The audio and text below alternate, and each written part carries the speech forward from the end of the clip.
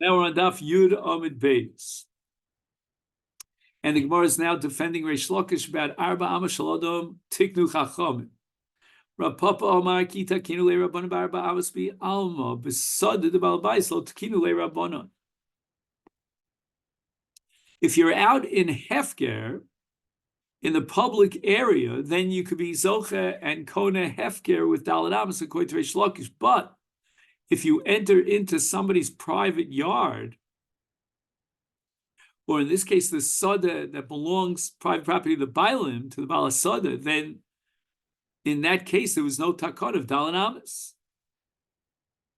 The Afal Gav de Zochale Rachmana Begava, even though the Torah gave a yad to an ani to be Zochem in Apeya, Ki Zochi Le Rachmana La Luchepe, Ularaktunete. The Torah gave him rights to enter into the field, a private field of private property, and to collect the payah. But the whole concept of Daled Amas is based on Chatzer, which means that when I walk in Rishus Harabim, a radius of Daled Amas around me is my Chatzer, and that's why I'm called a Metziya.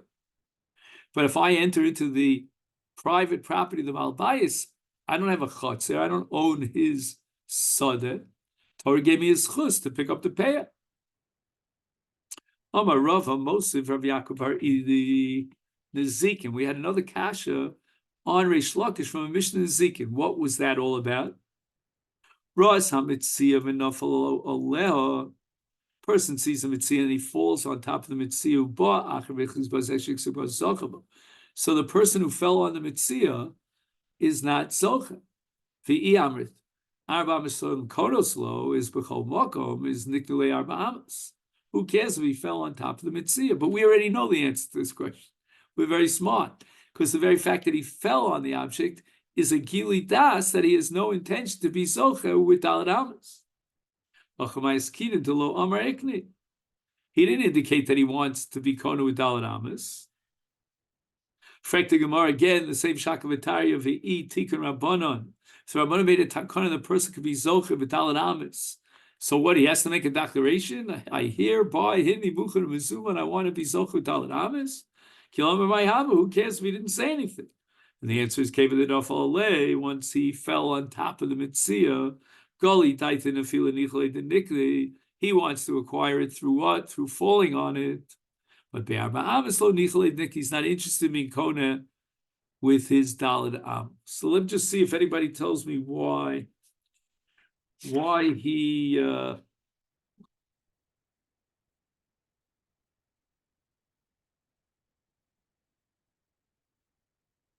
right, the only thing he has here is what we call the Efshi b'takonas Chacham. That whenever the Chacham make takon on behalf of so-and-so, that so-and-so has the right to declare thank you, but no thank you. The Efshi b'takonas Chacham.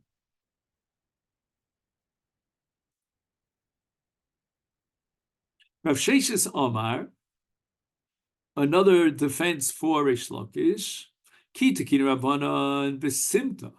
The entire takana of Daled Amas is only in a simta.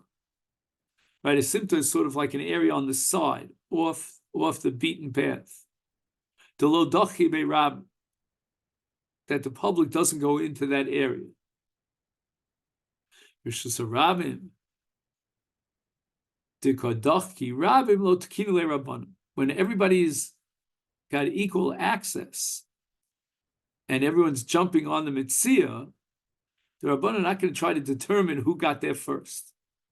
But in a Simta, where the public is not usually there, whoever gets there first clearly has now acquired the rights to Hefker within that Daled Amas area. So the Gemara asks, wait a minute, Reish Lakish said, and that indicates that it doesn't matter whether it's a simta or Rishus Harabim. The Gemara says no. Kol makom la'asuyei tzidei Rishus Harabim. He's only talking about tzidei Rishus Harabim, but not Rishus Harabim mamish.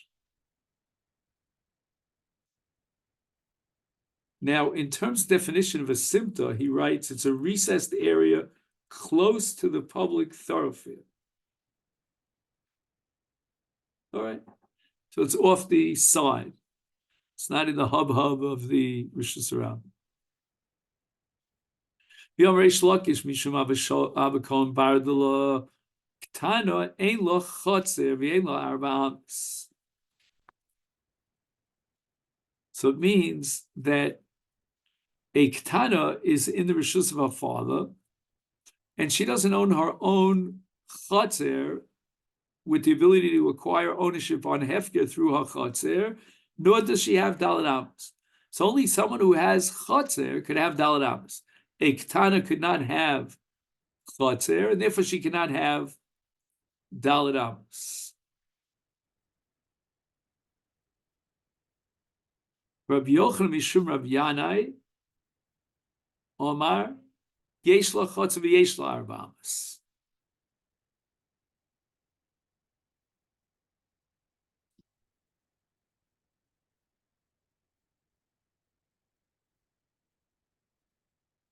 So we're going to assume now that we're talking about a Ketana who is married and divorced. Let's see. A woman needs to receive and kona her get from her husband, and she could be kona get through kinyan chotzer. Now, if she's in a public area, the husband throws the get into her 4 amos. Then it's if it was given into a chotzer and the gerushin is chal. In a case of a ketana, she doesn't have chotzer, and therefore she doesn't have dalet amos. Rabbi Yochanan rejects Reish Lakish and says yesh la chotzer v'yesh la arba amos. So I'm going to suspect here that according to Rabbi Yochanan, there's a kind of gito v'yoda bon kachas, meaning that when she acquires the get, she acquires a yad or a chotzer and dalet amos.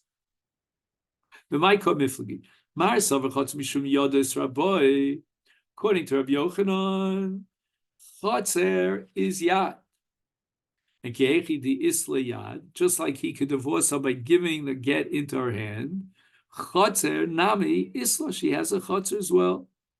So even though she is a ktana, as long as she's shomeres as gita, she's not nichneses v'yotze, she realizes what a get is all about, then she has a yad to receive her own get, and therefore she could be kona her get in chotzer and in dalet amos. Umar sover chotzer mishum shlichus is rabbi. Okay, now could the ketana have a shliach? Yehechid the shlichus lesla, she cannot have shlichus. She can't appoint a shliach. Is chotzer nami lesla? The chotzer is an appointed shliach, even though there's no ma'aseh minui. But it's like an upständig in minu. It's like an ongoing given minu. So the Gemara asks, "Umi man di omer chotzer mishum shlichus rabbi." You know, you're explaining Reish Lakish as telling you that chotzer is mishum shlichus. We don't know such a tana. For a tanya, we have a brayso that says biyodo, ainli eli yodo. Gago chatzer v'karfifo minalan, Talmud lomar, himotze timotze mikol mokum. This is the parsha of Gneva. V'yisagdai v'chotz mishum shlichus rabbi, im kein motzinu shliach l'dvar avera, kaimel anein shliach l'dvar avera. We're talking about the parsha of Gneva. And in the parsha of Gneva, it says, Himotze timotze. Now, you're telling me, Reish Lakish, that chotz is mishum shlichus. You can't have a shlichus of dvar avera. So how could the chotzer be an appointed shliach for Gneva to be kona the Gneva? That's an avera. Now, the question is, why is ein shliach l'dvar avera? If it's based on divrei Arav, divrei Talmud, divrei Mishomim, then you could hardly say that about a chotzer.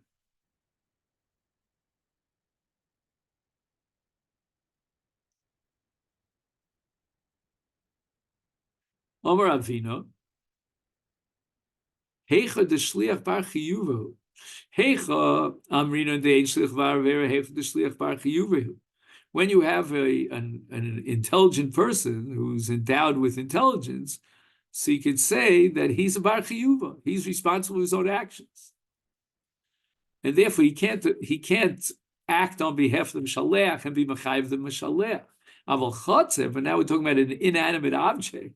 To love bar chiyuva, who he doesn't have any chiyuvim, is mechayiv sholcha. Enochinami, he could be a shliach to be mechayiv the shaleach. And therefore, a ganav can be kona the gneva through his chotz, even though chotz is mitam shlichus. Frekti gemara lemiata overly isha v'yevet su ginvu li the labar chiyuva ninhu is hachinami mechayiv shulchan. This is a pell of a gemara. The gemara thinks that an isha or an eved are not chayiv for gneva. They're completely exonerated because they're acting on behalf of the Baal or the Adon. Or it says, what are you talking about? Isha v'yevet b'nei chiyuvin. Hashtami is lesle l'shlume. Okay, now you can't litigate against them, sue them in a court of law, and force them to pay for, the gneva that they stole. But once, let's say she gets a divorce or the ever gets a shtar shikhr, then for sure he's going to pay for the gneva.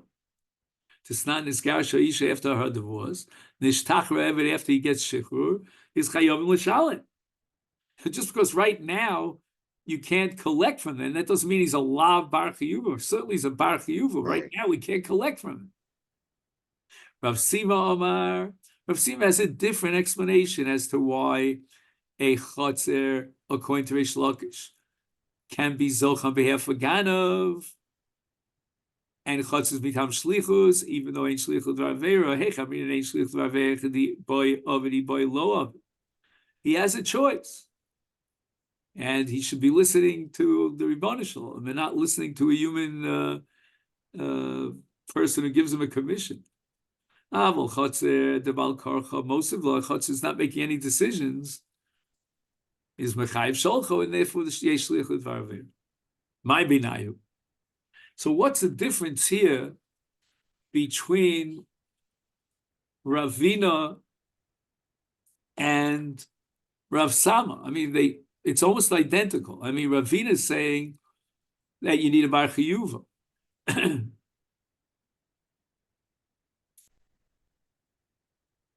And Rav Sama is saying you need a person who is capable of making a decision. My beinayu ika beinayu kohen the amalol Yisrael tseva kaishli shagrusha. So a kohen sends a Yisrael as a shliach to mekadesh a grusha on his behalf. Inami ish the amalol isha akfili kata. All right, we'll get to that in a minute. Let's just do the first case. He's going to Rav Sama. His lo mechayiv shliach is here also. Hachinami, he boy lo of it. He made his own decision, and therefore ein shliach l'dvar lo mechayiv sholchan.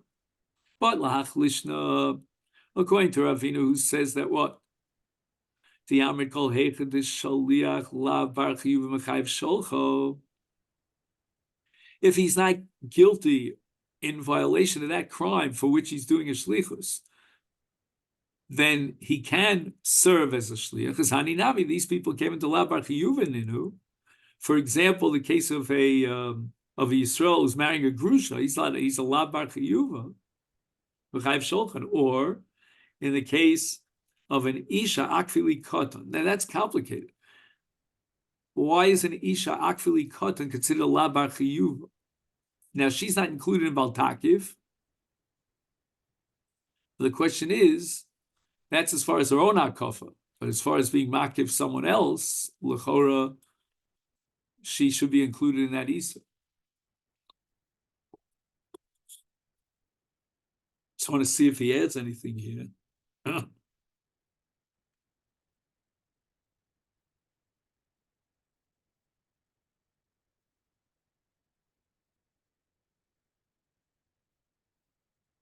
Okay, I don't see anything now. Umiko, let's see if we can finish the daf. Umiko lemanti yom chotzel lav mishum yoda israboy. Now the Gemara again is attacking Reish Lakish, and we're going to prove that chotz is mishum yad, not mishum shliach. V'asanya, we learned in a brayso yoda.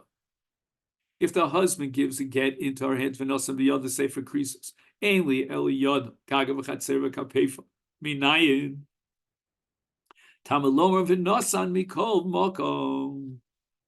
So what do we see from this brayso? That you don't derive chatzer from shlichus. There's no mention of shlichus. Chatzer is derived from v'nosan, and the Torah says biyada, and we're taking the word v'nosan and we're expanding the word biyada to include even gago, chatzer v'karpifo. So we see that chatzer is mishum yad, and therefore the Gemara now has to retract its understanding of Reish Lakish and Rabbi Yochanan. Look, le'inyan get kuli amalo pli. Everybody agrees that chatzer mishum yad is raboy, as we saw in the pasuk v'nosan. Ki pligi l'inyan Metziya. They're only arguing about hefker.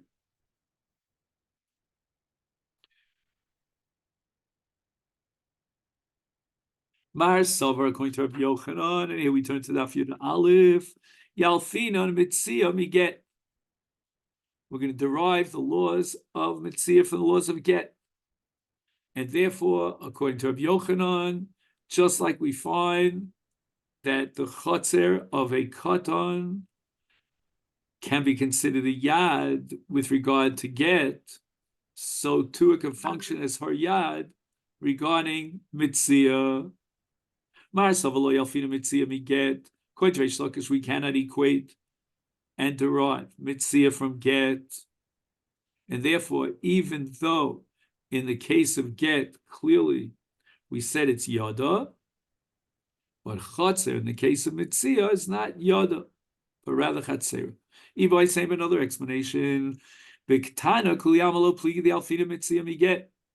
In the case of Ketana, even Reish Lakish would concede that we learn Metziya miget. Rabbi, I'll be with you in 3 minutes. Sorry. But now we're arguing about the case of a katan.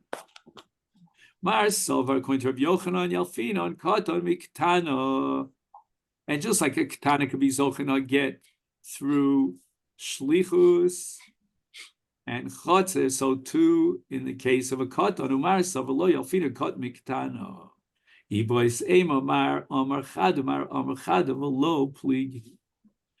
then, so this is where we're going to stop for today. Okay, shkoyach. Thank you so much.